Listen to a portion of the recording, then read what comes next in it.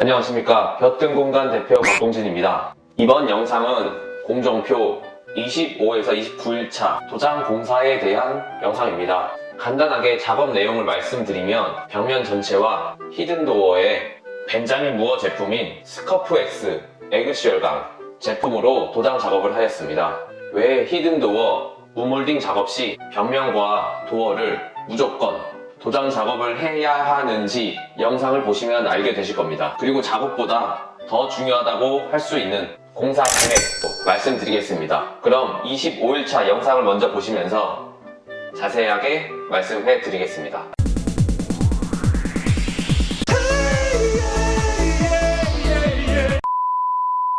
25일차입니다.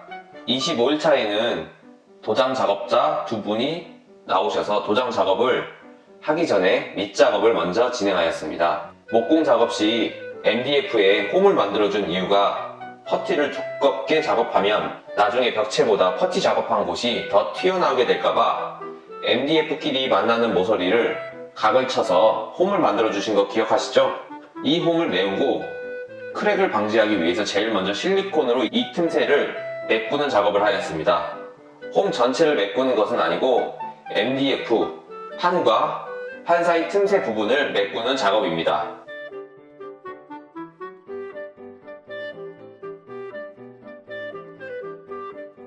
다음으로 한랭사 작업을 해주었고요.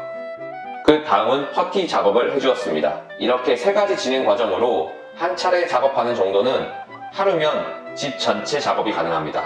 다음은 공사 금액입니다. 25일차 공사 금액에는 도장에 들어가는 모든 비용이 포함되어 있습니다. 자재비, 잡자재비, 경비 같은 것도요. 그 점 참고하시고요. 우선 25일차 도장 작업자 2명과 도장 작업 전체에 대한 자재비, 잡자재비, 경비를 포함하여 407만 5,500원이 들었고요. 이 금액에는 작업자분들이 식비도 포함되어 있습니다. 25일차에는 직원 식비 포함하여 총 408만 4,500원이 들었습니다. 27일차입니다. 27일차에도 작업 인원은 25일차와 동일하게 도장 작업자 두 분이 들어와서 작업을 하였습니다. 26일차는 일요일이기 때문에 작업이 없었답니다. 작업 내용은 전날 작업에 이은 퍼티 작업과 모서리 코너비드 작업을 해주었습니다. 25일차에 한 퍼티 작업을 27일차에도 다시 작업한 이유가 궁금하실 텐데요. 퍼티 작업이 끝나고 시간이 지나면 퍼티가 마르면서 크랙이 생기기 때문입니다. 그렇기 때문에 크랙이 발생하지 않을 때까지 계속 퍼티 작업을 했다고 보시면 됩니다. 모서리 코너비드 작업은 히든도어에도 동일하게 작업하였고요. 방과 문의 모든 모서리는 최대한 코너비드 작업을 해주었습니다. 코너비드 작업을 이런 식으로 하시면 됩니다.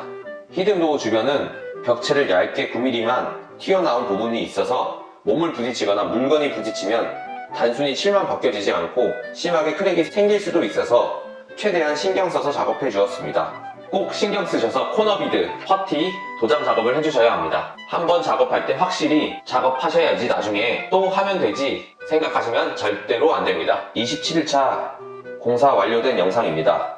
그럼 27일차 공사 비용에 대한 영상입니다. 공사 비용은 25일차에서 이야기해 드렸듯이 25일차에 도장 작업에 대한 전체 비용이 들어가므로 27일차부터는 도장 작업의 금액이 나오지 않습니다. 27일차에는 방화문 사축 미장도 해줬기 때문에 인건비는 미장공 23만원, 식비 포함하여 29만 4,250원이 들었습니다.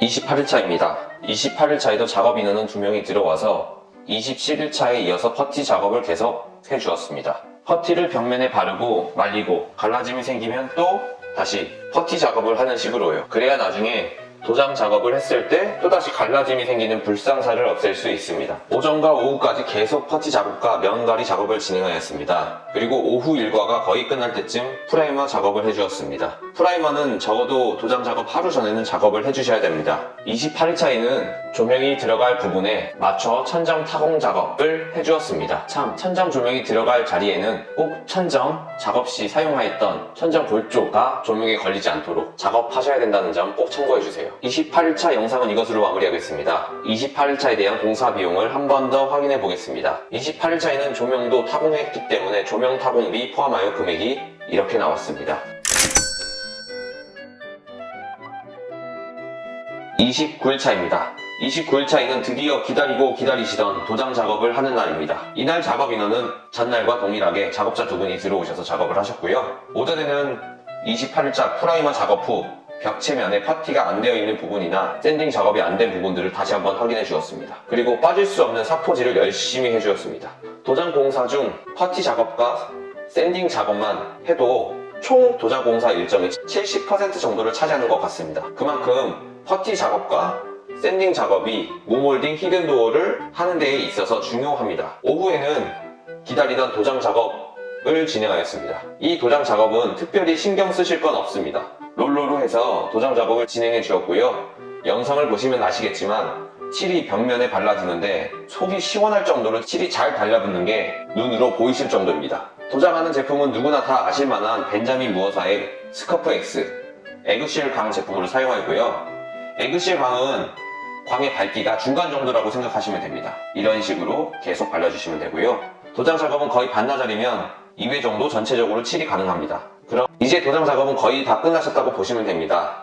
나중에 공사가 완전히 끝난 후 기스가 나거나 한 곳들은 다시 한번 확인 후 리터치 작업을 해주시면 됩니다. 그럼 29일차 영상도 이것으로 마무리하겠습니다. 공사 비용을 한번 확인해 보겠습니다. 29일차에도 식비만 들었기 때문에 총 비용 29,800원이 들었습니다.